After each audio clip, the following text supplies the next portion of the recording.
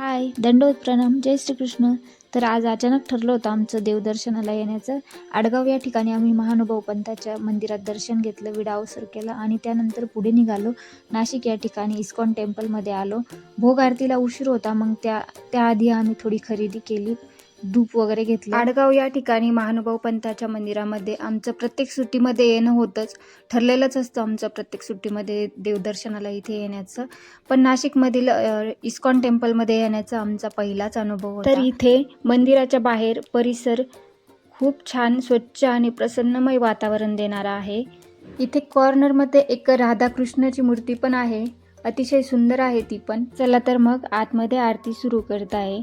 आरती सुरू करण्यापूर्वी असं द्वार उघडलं जातं, हे मी फक्त मोबाईलमध्येच बघितलं आहे, पण आज प्रत्यक्षात बघते.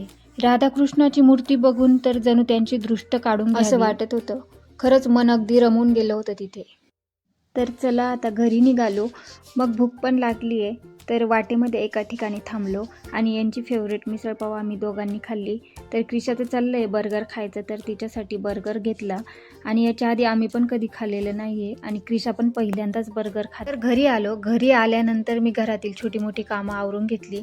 त्यानंतर उद्याच्या नाश्त्याची तयारी करते. डोसा किंवा आप्पे करून घेईल असा विचार करते. त्यासाठी तांदूळ, उडीद डाळ आणि मूग डाळ हे तिन्ही मी एकत्रच भिजायला टाकलं आहे आणि ह्याच पिठापासून आपण दोन्ही पदार्थ करू शकतो. तर असा होता आमचा आजचा दिवस. व्हिडिओ आवडला असेल तर नक्की कमेंट करून कळवा. चॅनलला सबस्क्राईब केलेलं नसेल तर करून घ्या. भेटूया आपण नेक्स्ट व्हिडिओमध्ये. तोपर्यंत बाय.